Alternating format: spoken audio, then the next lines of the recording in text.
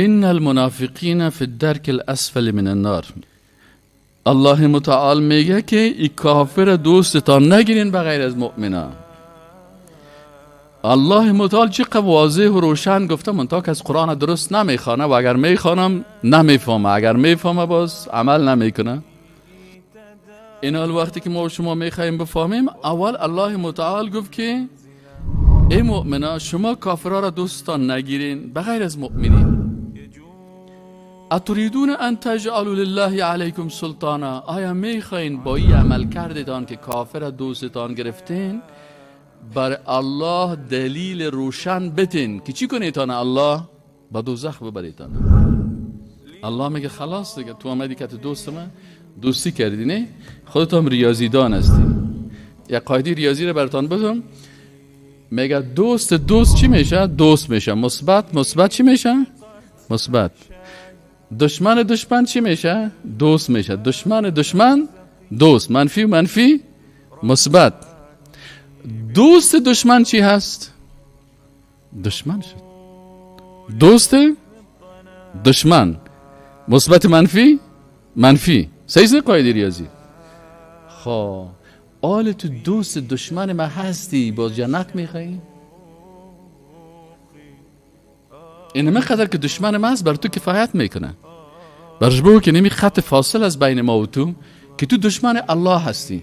اگرچه بسیار اخلاق خوب داشته باشی، اگرچه خوب پیتزا پخته میکنی، اگرچه خوب فوتبالر هستی، اگرچه خوب یا سطحی و ظاهری داری، لکن خطرناک ترین چیز که در وجود تو هست که من نمیتونم امرای تو دوستی بکنم، به خاطر که تو دشمن دوست حقیقی من هستی، دشمن الله هستی. و هر کسی که دشمن الله باشه و دشمن من هست. دوستی دکت الله جور کو باز بیا سر چشم. در غیر از الله متعال میگه اتریدون ان تجعلوا لله علیکم سلطانا مبینا، آیا میخواین که دلیل روشنی بر الله بتین که در روز قیامت سرت سند باشه و بعد بگه که تو دروغ میگی نماز خواندنت. چرا این کسی که کار میکنه و در ظاهر باز میگه من مسلمانم هستم که کافر دوستی میکنه، این منافق است. و منافق در کجا میباشه؟ فی الدرک الاسفل من النار. درک الاسفل چی رو میگن؟ یکی درجات است، یکی درکات.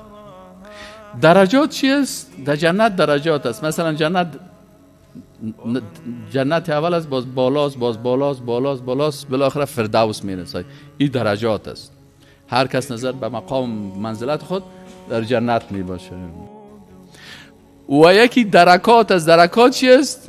که این قسمت اول دوزخ است، باز پایان شده میره تا میره تا که در سیاه چایش میفتی. کافرایش دوزخ سوم چهارم میباشه، منافق در تاترین میباشه که همین چیزی که گندگی ها و چتلی ها و ریم و گندگی دیگه دوزخی هاست یا کلش میره ایدکی میخوره، منافق میخوره. به خاطر که ضرر منافق به دین از کافر کده زیادتر است. کافر خود میگه من کافر هستم، اما منافق در لباس دیندار اسلام خراب میکنه، دین خراب میکنه، جوانا را خراب میکنه، جامعه را خراب میکنه. ان المنافقین فی الدرک الاسفل من النار ولن تجد لهم نصیرا، برای از اینا هیچ نصرت کننده، کمک کننده یافت نمیشن.